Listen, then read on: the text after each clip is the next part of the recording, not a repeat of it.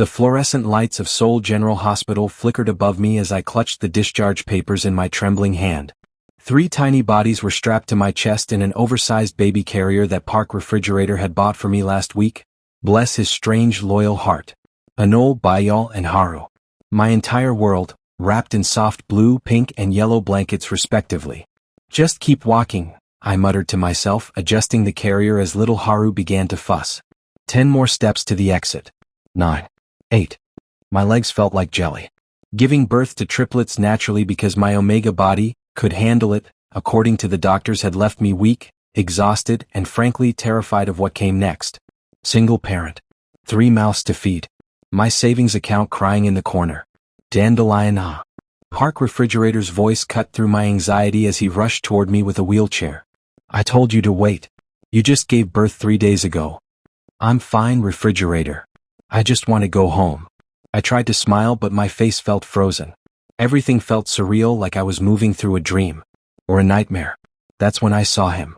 Gwon Meteorite. My ex-boss. My former lover.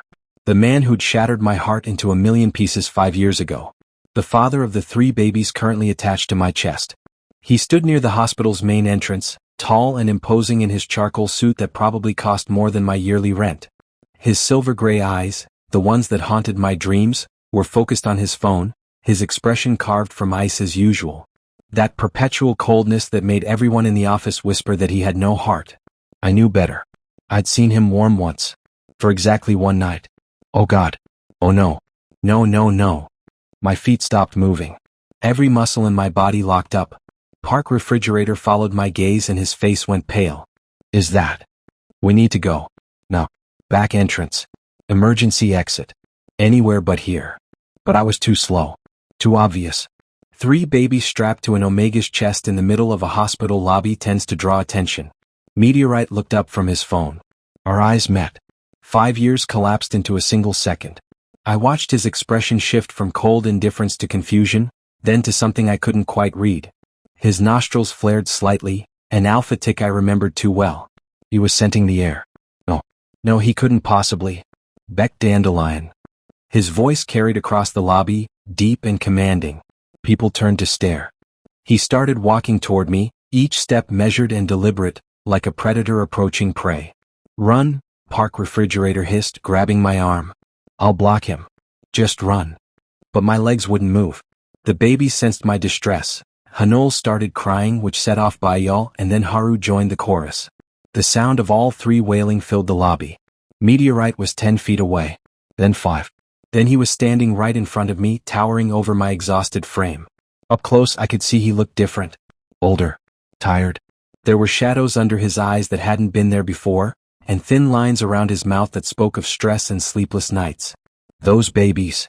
His voice was barely above a whisper now, but it hit me like a physical blow. His eyes dropped to the carrier, scanning each tiny face with an intensity that made my heart race. When were you going to tell me? I couldn't breathe. How did you? They're sent. His jaw clenched so hard I could see the muscle jump. I can smell myself in them. Mixed with yours. How is that possible unless? He looked back up at me, and for the first time in 5 years, I saw raw emotion crack through that icy exterior. Anger. Hurt. How long have you been hiding my children from me? Your children? I found my voice, and with it came 5 years of buried pain and rage. You fired me. The morning after that night, you looked at me like I was garbage and told me to clean out my desk. You said I was unprofessional and a liability to the company. Dandelion. Don't. I stepped back, instinctively protecting the babies. You don't get to say my name like that. You don't get to act like the victim here. I'm not acting like anything. I'm stating facts. His alpha voice came out, commanding and sharp. Those are my children. I can smell my own blood. And you kept them from me. You kept yourself from them. Tears burned my eyes, but I refused to let them fall. You made your choice 5 years ago when you threw me away like I meant nothing. Park Refrigerator positioned himself between us. Back off, Meteorite. She doesn't owe you anything. You made your bed. Stay out of this, Beta. Meteorite's eyes flashed dangerously. Stop it. Both of you. I felt dizzy. The hospital lobby was spinning. When was the last time I'd eaten? I need to leave. I need to take my babies home. Our babies. Meteorite corrected, his voice softening slightly. Dandelion, please. We need to talk about. Well, isn't this touching? A new voice made all three of us freeze. I turned to see Jung Chandelier emerging from the hospital elevator, his expression one of calculated amusement. He was another alpha, nearly as powerful as Meteorite, and the director of the company's international division. I'd seen him at corporate events before I was fired, always watching Meteorite with barely concealed ambition. What was he doing here? Chandelier. Meteorite's entire demeanor changed, becoming even more glacial. This doesn't concern you. Oh, but it does. Chandelier smiled, pulling out his phone. You see, I was visiting my aunt on the maternity ward when I happened to overhear the most interesting conversation between nurses. About an Omega who just delivered triplets. About how those babies had the strongest alpha scent the nurses had ever encountered. Naturally, I was curious. He looked at me, then at the babies, then back at Meteorite. The shareholders are going to love this, he purred. The cold, calculating Gwon Meteorite, brought down by a secret family. How, a human of you. My blood ran cold. Park Refrigerator's grip on my arm tightened. Meteorite looked like he wanted to commit murder. And my three babies, completely oblivious to the storm brewing around them, continued to cry in their carrier, hungry, tired, and utterly innocent. What had I walked into? 3 days. That's how long it took for Gwon Meteorite to track me down to my cramped 2-bedroom apartment in Mapogu. 3 days of me jumping at every sound, checking the locks obsessively, and barely sleeping between the triplets' feeding schedules. I should have known I couldn't hide from a man with unlimited resources and an alpha's determination. The knock came at 9 p.m., sharp and authoritative. I froze with Hanul in my arms, her tiny mouth still latched to the bottle. Through the peephole, I saw him. That perfectly tailored suit, that cold expression, that commanding presence that seemed too large for my narrow hallway. I know you're in there, Dandelion. I can hear the babies. His voice was muffled but firm through the door. Open up. We need to talk. Go away. I called back, my voice embarrassingly shaky. You have no right to be here. I have every right. Those are my children. Says who? You want a paternity test? Fine. But until then, leave us alone. Silence. For a moment I thought he'd actually left. Then I heard the sound of papers sliding under my door. My stomach dropped as I watched a thick manila envelope appear on my worn doormat. Read it, he said from the other side. Then let me in. With trembling hands, I put Hanul in her crib next to her sleeping siblings and retrieved the envelope. Inside was a legal document, dense with text and official stamps. My eyes scanned the pages, and with each paragraph my blood pressure rose. Cohabitation and CO parenting agreement. The words blurred together. 6 months mandatory living arrangement. His penthouse. Public appearances as a united couple. Shared custody schedule. Financial support in exchange for. Sign this or I take full custody. I yanked the door open so fast it banged against the wall. Meteorite stood there, unmoved, his gray eyes meeting mine without flinching. You're insane, I breathed. You can't just, this is blackmail. This is reality. He stepped inside without invitation, his presence immediately making my small apartment feel even smaller. His eyes swept over the space, the second-hand furniture, the drying baby clothes hanging everywhere, the clutter of new parenthood. You're living in a 2-bedroom apartment with 3 infants. There's mold on your ceiling. Your building doesn't have proper security. How long do you think you can manage this alone? I'm doing just fine, thank you very much. Are you? He moved closer, and I hated how my Omega instincts responded to his alpha presence. My pulse quickening, my body remembering things I wanted to forget. When's the last time you slept more than 2 hours? Ate a proper meal? You look exhausted, Dandelion. Don't pretend you care about me. I clutched the contract like a shield. This isn't about me at all, is it? This is about control. About your pride. This is about my children. His voice dropped dangerously low. About ensuring they have everything they need. Everything I can provide. What you're providing is a prison sentence. I threw the contract onto my tiny dining table. The sound made Bayal stir in her crib, and I immediately lowered my voice. You want me to live with you? Pretend we're a happy family? Play dress up for your business associates? I want what's mine, Dandelion. His jaw clenched, that familiar tick appearing. And apparently that includes 3 children I knew nothing about. Before I could respond, my apartment door burst open again. Park Refrigerator practically fell inside, panting like he'd run up all 6 flights of stairs. which, knowing the elevator was broken again, he probably had. "Don't sign anything," he gasped, bracing himself against the door frame. "Dandelion, don't you dare sign that contract." "Refrigerator? How did you?"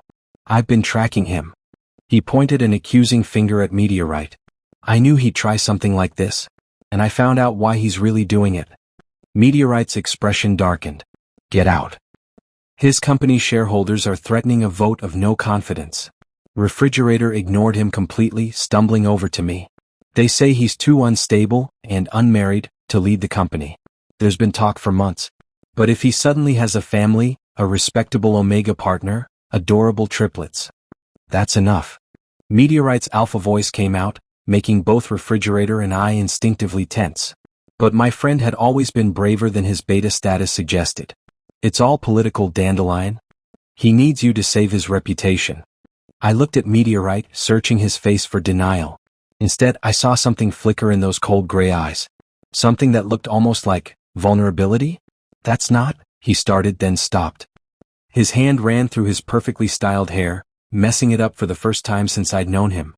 "It's more complicated than..." Crash. The sound of shattering glass made all three of us jump. I screamed as a brick came flying through my living room window, spraying shards everywhere. Instinctively, I threw myself over the cribs, covering the babies with my body.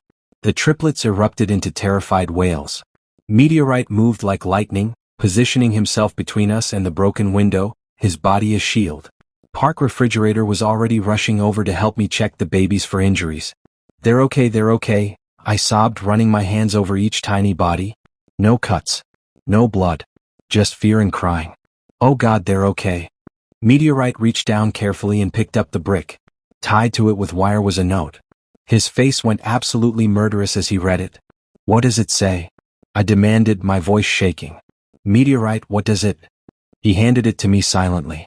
The message was written in red marker, the letters harsh and aggressive. "Keep the bastards. Meteorite belongs to me. See. Chandelier." Jung Chandelier was watching us. Knew where I lived. Had just thrown a brick through my window while my baby slept mere feet away. My entire body went cold. This wasn't just corporate politics. This was dangerous. Meteorite's phone was already out, barking orders to what sounded like security personnel. Park Refrigerator was examining the window, muttering about calling the police. And I just stood there, 3 screaming babies in my arms, staring at that threatening note. "We're leaving. Now." Meteorite's voice cut through the chaos. He wasn't asking. "Pack whatever you and the babies need. I'm taking you to my penthouse tonight." "I don't." "Look at your window, Dandelion." His eyes met mine, and for the first time I saw genuine fear in them. "Look at that note. This isn't about the contract anymore. This is about keeping you and our children safe. So I'm asking you, please, let me protect you." I looked at the broken window. At the brick. At the note signed with a single, threatening letter. At my 3 innocent babies who could have been hurt. At my tiny apartment that suddenly felt like a trap instead of a home. Then I looked at Meteorite's outstretched hand, holding a pen. What choice did I have? My hand shook as I reached for it. 6 months, I whispered. "Just 6 months." 6 months, he agreed. I signed my name on the contract and watched my entire life change with a single stroke of ink. Park Refrigerator squeezed my shoulder. "I'm coming with you." "No." Meteorite's voice was firm but not unkind. "But you can visit. Anytime."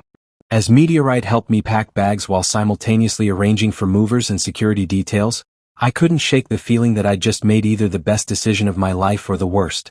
Only time would tell. Living with Gwon Meteorite was like existing in a beautiful, suffocating snow globe. Everything was pristine, temperature-controlled, and utterly devoid of warmth. His penthouse occupied the entire top floor of the Hanamdong luxury tower, floor-to-ceiling windows overlooking the Han River, marble floors so polished I could see my reflection, furniture that looked like it belonged in an art museum rather than a home. The guest wing where the babies and I stayed had been hastily converted into a nursery, but even with the new cribs and changing tables, it felt sterile, clinical. Nothing like a home for 3 babies who needed softness and warmth. 2 weeks had passed since that terrifying night. 2 weeks of awkward silences, careful distance, and a routine that felt more like a business arrangement than a family. Meteorite left for work at 6 a.m. sharp. Returned at 8 p.m. Knocked on the nursery door like he needed permission to see his own children. But tonight was different.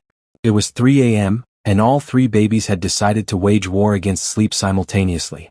Hanul was screaming, Baeol was fussy, and Haru had a mild fever that had me terrified despite the pediatrician assuring me it was normal. I was at my breaking point, bouncing Haru while trying to prepare bottles with one hand, when Meteorite appeared in the nursery doorway. He wore silk pajama pants and nothing else, his hair mussed from sleep, looking more human than I'd ever seen him. I heard crying, he said unnecessarily. The entire building could probably hear crying. It's fine. Go back to bed. I tried to keep the exhaustion from my voice and failed miserably. Instead of leaving, he walked over and carefully lifted Hanul from her crib. The baby's cries immediately softened to whimpers. I watched, stunned, as this cold CEO swayed gently, one large hand supporting her tiny head with surprising confidence. You've been practicing, I observed. YouTube videos. A ghost of a smile touched his lips. Turns out there are tutorials for everything, including how not to hold a baby like a football. Despite everything, I almost laughed. Almost. We worked in silence for the next hour, feeding, changing, soothing. It was oddly domestic, this synchronized dance of new parenthood. When all three babies finally, miraculously, fell asleep, we both collapsed on the oversized sectional in the nursery sitting area. The silence felt heavy. Meaningful. Why did you really fire me that morning? The question escaped before I could stop it. I'd been holding it in for 5 years, and suddenly at 4 a.m. in his penthouse with our children sleeping nearby, I needed to know. Meteorite sat across from me, staring at his hands. For a long moment I thought he wouldn't answer. Then he stood and walked to the floor-to-ceiling windows overlooking Seoul's glittering skyline. He poured himself a scotch from the bar cart, because of course there was a bar cart in the nursery sitting room. Because I was terrified, he finally said, his back still to me. Of what? He took a long drink before turning to face me. In the dim light filtering through the windows, his expression was unguarded in a way I'd never seen. Vulnerable. Almost broken. Of wanting you to stay forever. My breath caught in my throat. What? That night, his voice was rough, like the words physically hurt. That wasn't just my rut and your heat sinking. Or at least not for me. I'd been fighting my feelings for you for months, Dandelion. Every time you brought me coffee exactly how I liked it. Every time you anticipated my needs before I voiced them. Every time you smiled at me like I was more than just the cold bastard everyone whispered about. Meteorite. When we woke up together that morning and you looked at me with those hopeful eyes, I panicked. Because I realized I wanted mornings like that forever. And forever terrified me. He set down his glass with a sharp click. So I did what I do best. I destroyed it before it could destroy me. I fired you. Pushed you away. Convinced myself it was for the best. Tears burned my eyes. You broke my heart. I know. His voice cracked. And I've regretted it every single day for 5 years. Before I could process his confession, my phone buzzed violently on the side table. We both jumped. I grabbed it, my heart sinking when I saw Park Refrigerator's name with multiple exclamation points. Emergency. Chandelier leaked photos to the press. He's claiming you forced Meteorite into this arrangement. Calling you a gold digger who trapped him with fake babies. Press conference tomorrow at 10 a.m. He's trying to destroy both of you. The blood drained from my face. I read the message twice, then handed my phone to Meteorite with shaking hands. His expression transformed from vulnerable to murderous in seconds. He's done. He pulled out his own phone, fingers flying across the screen. I'm calling my lawyer. My PR team. We'll issue a statement. Get ahead of this. Wait. I grabbed his arm without thinking. The contact sent an electric current through both of us. I felt him tense, saw his pupils dilate slightly. What if we tell the truth? The real story? He stared at me like I'd suggested we jump off the balcony. The truth? That we... I struggled to find the words. That we have history. That the babies are yours. That we're figuring things out. Not the version Chandelier is spinning, but our version. You mean admit that I was a coward who pushed away the only Omega I ever loved because I didn't think I deserved happiness? His voice was bitter, self-loathing. That I fired you because seeing you every day was torture, knowing I'd ruined everything in one night? That I've spent 5 years trying to convince myself I made the right choice when every instinct screamed that I'd made the worst mistake of my life. The words hung in the air between us, raw and exposed. My heart hammered against my ribs. You loved me? Love. He corrected, his gray eyes burning into mine. Present tense. I love. Beep, beep, beep. The penthouse door's security system chimed. Someone was using an override code. We both froze. Meteorite moved instantly, positioning himself between me and the entrance to the nursery. The sound of expensive shoes on marble echoed through the penthouse. Then Jung Chandelier's voice, smooth and poisonous, "Sorry to interrupt this touching moment." He appeared in the nursery doorway, immaculate in a three-piece suit despite the ungodly hour. His smile was predatory, triumphant. Behind him I could see two large men, security or bodyguards. "How did you get in here?" Meteorite's voice was deadly quiet. "I'm on the building's board of directors, remember? Emergency override access." Chandelier's eyes slid to me and I felt dirty under his gaze. Perks of being invested in prime real estate. "Get out. Now." "In a moment." Chandelier checked his watch casually. "You see, the board meeting is in 5 hours. And I have enough votes to remove you as CEO. The presentation is already prepared.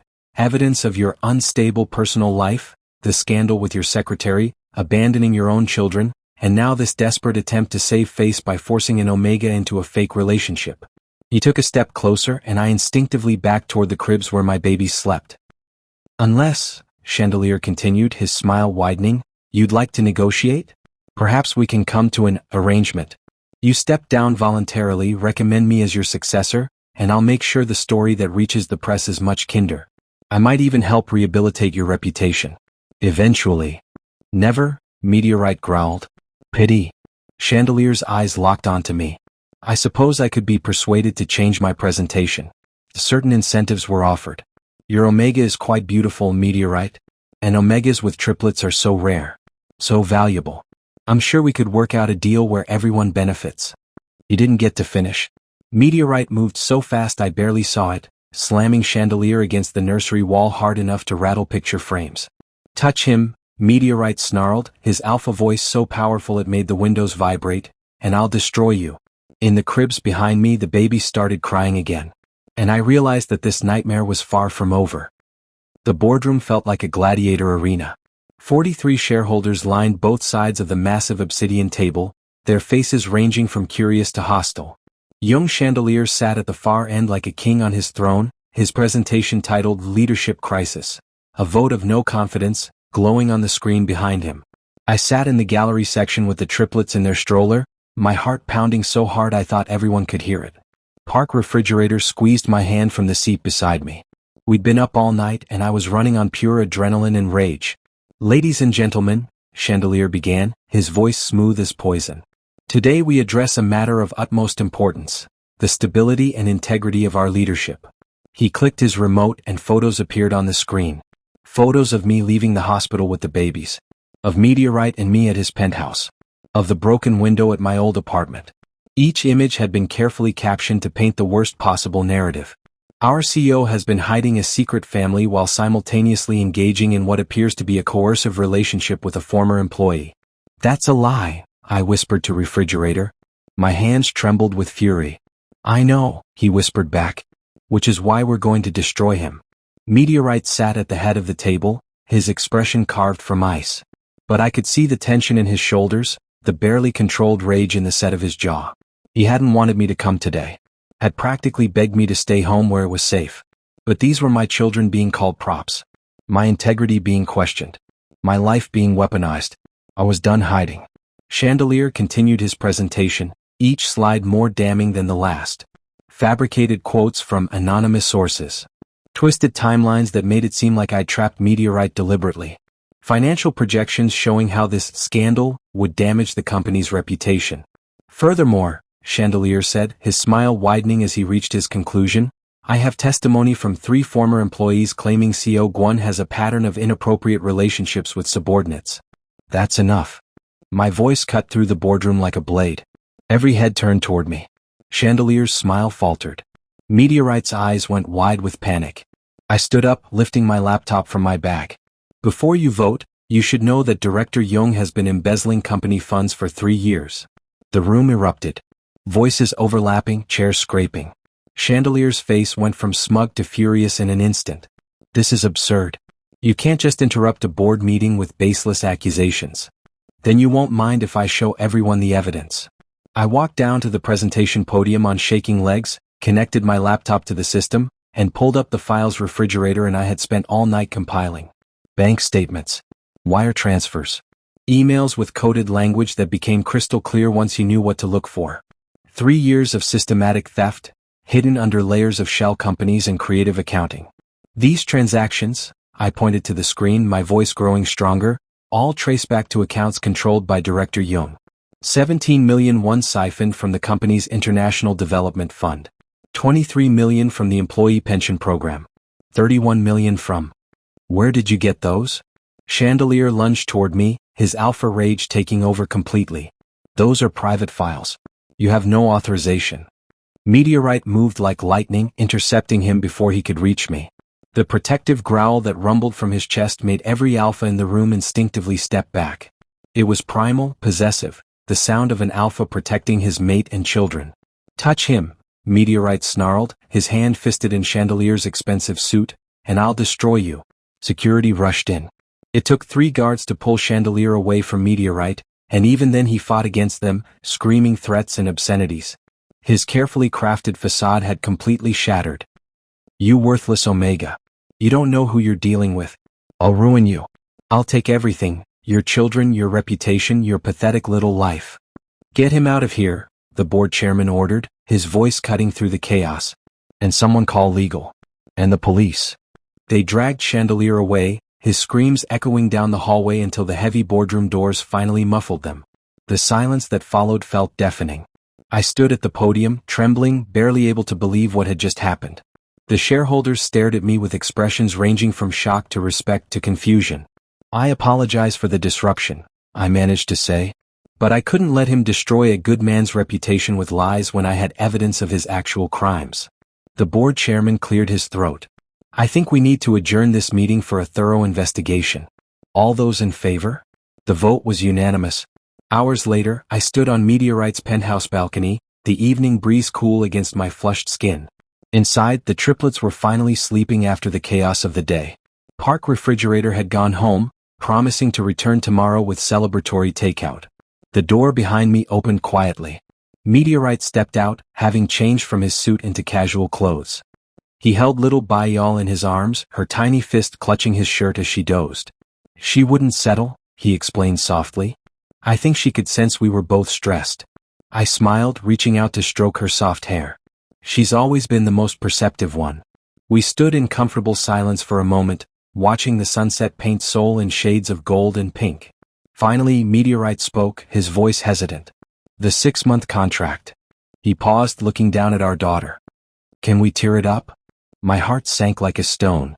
After everything today, after that confession last night, after watching him protect me so fiercely, he wanted me gone? You want me to leave? I tried to keep the devastation from my voice and failed completely. No. He turned to face me, and the vulnerability in his eyes stole my breath. God, no. I want you to stay forever. Not because of a contract. Not because of obligations or appearances or business arrangements. But because 5 years ago, I made the biggest mistake of my life when I let you go, and I've been half alive ever since. Meteorite. I know I don't deserve another chance. I know I hurt you in ways I can never fully make right. But I'm asking anyway. He shifted Baek carefully to one arm and reached out with his free hand, fingers trembling slightly as they brushed my cheek. Stay with me. Let me spend the rest of my life proving I've changed. That I'm worthy of you and our children. That I can be the partner and father I should have been from the beginning. Tears blurred my vision. And if I say no? His smile was sad, resigned, but somehow hopeful. Then I'll ask again tomorrow. And the day after. And every day for the rest of my life if that's what it takes. Because you're it for me, Baek Dandelion. You always have been. I looked at him, really looked at him. At this man who'd been so cold, so closed off, now standing before me with our daughter in his arms and his heart on his sleeve. I thought about the boy who'd pushed love away out of fear. The man who'd spent 5 years regretting it. The father learning to hold his children. The alpha who'd roared his protection over me today in front of 43 witnesses. Ask me again in the morning, Gwon Meteorite. I stepped closer, close enough to feel his warmth. When we're both sure this isn't just the adrenaline talking. He pulled me close with his free arm, careful not to crush Baek between us. His forehead rested against mine, and I felt him exhale shakily. I'll ask you every morning for the rest of our lives if that's what it takes. Inside the penthouse, Hanol and Haru started fussing. Their sixth sense for knowing when their parents were having a moment. We both laughed, exhausted and relieved. As the sun set over Seoul, painting the sky in impossible colors, I let myself believe in second chances. In cold men who could learn to be warm.